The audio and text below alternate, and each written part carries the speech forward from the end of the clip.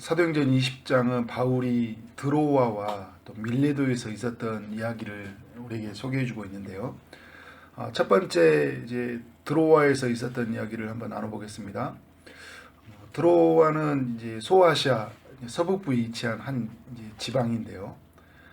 드로아는 이제 바울에게 특별한 장소예요. 2차 선교 여행 때 이곳에서 한 상을 보고 이제 소아시아 선교를 중단하고 유럽에 있는 이제 마게도냐로 이제 가기로 결단한 곳이 바로 이 드로아이죠. 오늘 이제 그 3차 전도 여행에서 에베소 전도를 마치고 바울이 이제 작별을 하고 1절에 보면 마게도냐로 향했다고 그래요. 마게도냐에 가서 여러 지방, 지금 바울이 이제 그 드로아의 산상을 보고 이제 마게도냐 지방으로 갔죠. 마게도냐 지방의 이제 첫 성이 이제 빌립보인데 거기에 이제 마게도냐로 가서 여러 말로 이제 제자들에게 권하고 또 헬라에게 이제 이르러서 거기 이제 헬라에 이르러서는 한 석 달 정도 있다가 이제 수리아로 이제 들어가려고 했어요. 그런데 유대인들이 이제 자기를 해하려고 하는 소식을 듣고 다시 이제 마게도냐로 와요. 여러분 이제 이게 좀 입체적으로 좀 보여야 되는데 요즘에 너무 성경이 좋은 것은 뭐냐면 성경을 읽기가 인터넷 찾아가 보면 바울의 전도 여정이 나와요. 그걸 보면 이 성경을 조금 입체적으로 볼 수 있어요. 마게도냐가 어디야, 헬라가 어디야, 빌립보가 어디야 이렇게 가면 이 왔다 갔다 하다가 정신이 없어지잖아요. 입체적으로 보면 이게 그런 그림이구나라고 이렇게 생각이 정리가 될 거예요. 이제 그들이 이제 함께 가기로 한 사람들 사제를 보면 그때 이제 아시아까지 함께 가기는 자는 이제 베레아 사람, 이제 그리고 데살로니가 사람, 뭐 더베 사람, 이제 이런 게 이제 지금 마게도냐 이후에 그 전도 때 이루어지는 사람들이잖아요. 그때 있었던 이제 동역자들, 그들이 가서 이제 어디에서 있었냐면 두로아에 와서 이제 기다리고 있었어요. 이제 그들과 함께 이제 전도 연정이 이루어지는데 여러 사람이 함께 그동안 있었던 복음의 현장 속에 있었던 사람들이 이제 드로아에 다 모여 있는 거잖아요. 이 드로아에서 하나님이 특별한 일을 행하셔요. 7절에 이렇게 보면 이제 그들이 이제 한 일주일 정도 머물렀는데 7절에 보니까 떡을 떼려고 이제 모였다고 해요. 만찬을 하는 거잖아요. 지금 우리 말한다면 이제 성찬을 하는 거예요. 그리고 이제 바울이 뭐라냐면 이튿날까지 이제 이튿날 떠나고자 하여 그들에게 강론할새 말을 밤중까지 계속했다. 밤늦게까지 하나님의 말씀을 강론하는 시간을 가진 거예요. 성찬을 하고 말씀을 이제 듣는 이런 은혜로운 시간을 가지고 있었던 거죠. 8절에 보면 그들이 이따락방에 이제 등불을 켜고 이제 모였는데 유두고라는 청년이 창에 걸터 앉아서 이렇게 보면 한 3층 정도 되는 층이었다고 이야기하더라고요. 그래서 굉장히 많은 사람들이 모여 있었고 그때 이렇게 많이 모여 있어도 되나? 요즘 코로나 시대 생각이 이제 그림을 가지고 있어 생각이 들 수 있죠. 그때는 상관없어요. 우리도 이런 때가 있었죠. 창에 걸터 앉았는데 그냥 그만 졸다가 바울이 강론하는 것을 오래 참지 못해서 3층에서 떨어져 가지고 죽어버리는 일이 생긴 거예요. 그래 여러분 이런 일을 보면서 우리는 어떻게 해석을 해야 돼요? 말씀을 듣다가 잘못 잠자고 그러면 떨어져 죽는다. 이렇게 막 목사님들 막 겁주고 이야기했는데 밤에 말씀을 늦게까지 들었어요. 청년이니까 얼마나 일을 열심히 하다가 왔겠어요, 그죠? 그리고 이 등불을 켜면 그 향이라 이런 것들 때문에 더 졸리고 그런다고 하더라고요. 그러니까 우리도 졸 때가 있잖아요. 우리도 이렇게 본다 하면 여러 번 죽었을 거예요. 졸다가 많이 졸다가 이렇게 죽어서 이제 하나님 나라 가든지 막 이렇게 일들이 많이 생겼을 텐데 바울이 이제 거기 가면서 뭐라고 하냐면 오늘 10절에 보면 이제 떠들지 말라 생명이 그에게 있다 이야기하면서 그러면서 이제 그를 살려주게 돼요. 그리고 이제 11절에 떡을 떼어 먹고 오랫동안 날이 새기까지 이야기하고 떠나니라. 그래서 12절에 보면 사람들이 살아난 청년을 데리고 가서 적지 않게 위로를 받았다 이렇게 이야기를 해주고 있어요. 여러분 뭘 이야기해 주려고 하는 걸까요? 여기서 지금 사람들이 바울과 그 일행 그리고 지금 이 드로아에 있는 모든 사람들에게 뭐가 필요했냐면 12절의 말씀에 보면 적지 않게 위로를 받았더라. 지금 이들에게 뭐가 필요했냐면 위로가 필요했어요. 복음 때문에 고난받는 게 이제 있었잖아요. 사회적인 어떤 그런 저항들이 있었던 거죠. 사회가 용납하지 않으니까 복음이 들어오는 것은. 그래서 이방 땅에 복음이 들어가서 하나님의 복음 안에 있는 사람들에게 고난이 있었던 거고, 또 누구에게 고난이 있었어요? 바울과 그 일행에는 고난이 많았죠. 지금 오늘 20장 전에 19장에서 에베소서 쫓겨났잖아요. 이 서기장으로 말미암아 그 여러 소란이 있었는데 변호를 이루어지면 극적으로 이제 또 도망 나왔거든요. 그리고 이제 가려고 했는데 유대인들이 해하려고 하는 소식을 듣고 뭔가 가지 못하고 막 이렇게 계속 움직여야 되는 그런 여정들이 있었어요. 우리가 이제 결론으로 바라보니까 이렇게 있었나 하고나 했는데 그 상황 속에 있는 사람들한테는 굉장히 힘든 일이에요. 가다가 막히고 죽이려고 소식이 있어. 안 된다. 잠깐 멈춰서 자. 막 이렇게 굉장히 급한 순간이잖아요. 그래서 다시 성찬을 하고 말씀을 대하고 막 이렇게 하는 순간인데, 오늘 하나님이 특별한 은혜를 들어와 생각했다. 먼저는 만찬을 통해서 하나님의 떡을 떼면서 그리스도의 몸을 체험하니까 은혜의 이루를 누렸고, 말씀을 통해서 밤늦게까지 들으면서도 은혜가 되었고요. 또 어떻게 해요? 죽었다가 살아난 이야기의 소식을 들으면서 하나님 나라의 실제적인 일하심들을 경험하게 된 거잖아요. 죽는 게 아니구나. 죽었다가 살아나는구나. 특별한 하나님의 부활을 경험하는 거잖아요. 어떤 사람의 이 청년의 이야기를 통해서, 그래 우리는 죽지 않아. 사명을 가진 자는 죽지 않을 거야. 하나님의 나라는 결코 멈추지 않을 거야. 하나님이 이렇게 일하실 거라는 것들을 죽었다가 살아난 청년의 이야기를 통해서 그들이 부활을 경험했을 것이고요. 그리고 하나님 나라에 그 실제적으로 일하신다는 것들을, 죽음을 깨고 살아서 역사하시는 하나님 나라를 경험했던 이야기들을 저들이 누렸을 것이라는 것이죠.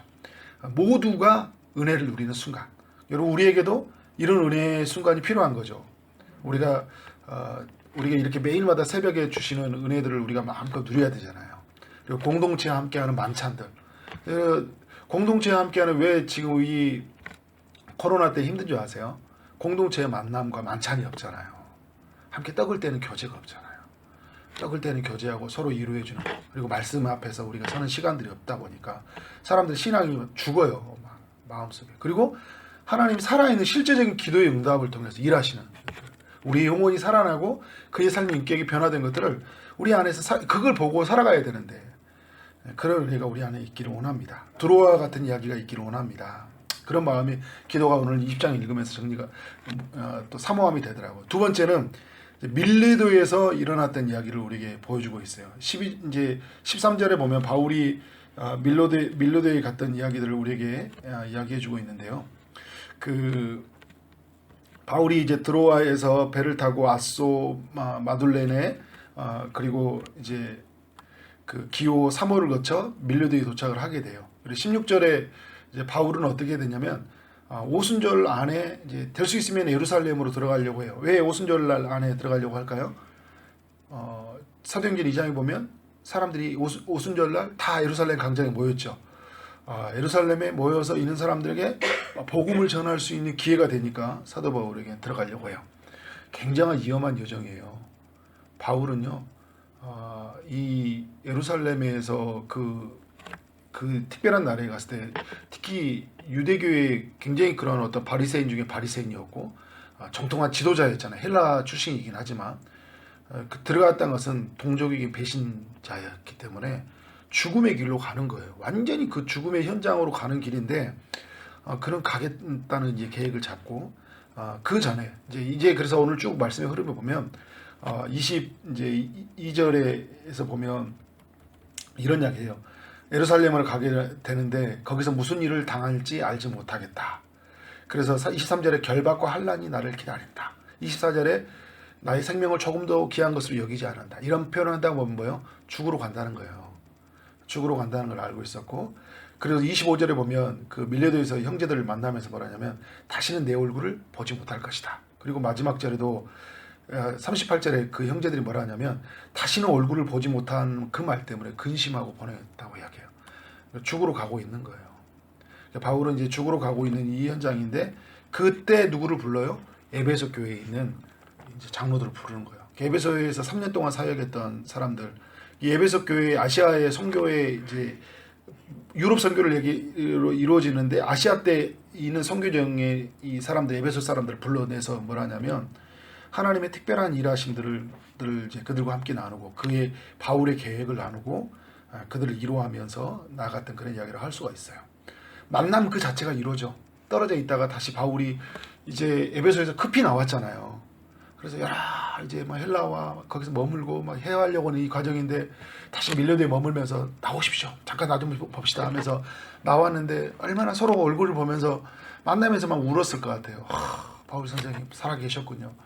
살아있었다고 괜찮습니다. 그래서 저는 이제 갈 겁니다. 어디로요? 예루살렘. 아니 예루살렘 왜 가냐고. 거기서는 결박과 환란이 있고 나는 죽을지 몰라요. 그런데 가야 됩니다. 그래서 가서 이제 로마로 가는 여러 여정들을 이야기했겠죠. 하나님 일하심을 믿습니다. 복음이 이런 이야기를 나누면서 여러분 제가 지금까지 이제 그런 이야기 쭉 맥락이 그거예요. 여러분까지 제가 어떤 일을 행했는지 여러분 아실 겁니다. 정말 저는 밤낮 쉬지 않고 3년 이게 보면 이 31절에 이런 이야기하고 있잖아요. 막 쉬지 않고 눈물로 각 사람들을 훈계했습니다. 여러분들 정말 여러분들을 위해서 최선을 다했고 복음을 위해서 오늘 이제 좀 이해 쭉 보면 이해도 이제 19절에도 보면 이런 이야기하고 있죠. 19절에 18절에서 여러분들에게 어떤 일을 행한지 알 것입니다. 모든 겸손과 눈물로 일을 했고요. 유대인의 관계로 말미암아 당한 시험을 참고 정말 주를 섬기는 것들. 그리고 20절에 유익한 것이 있다면 거리낌 없이 여러분에게 다 전하고 살았습니다. 그런데 이제 앞으로 저에게 이런 결박과 환난 그런 죽는 일이 있지만 여러분 제가 했던 것들을 기억하고 3년 동안 가르쳤던 하나님의 말씀들을 기억하시고 사시고 정말 28절에 보면 온 양떼를 위해서 여러분을 위해서 정말 삼가라는 건 깨어 있으라는 이야기거든요.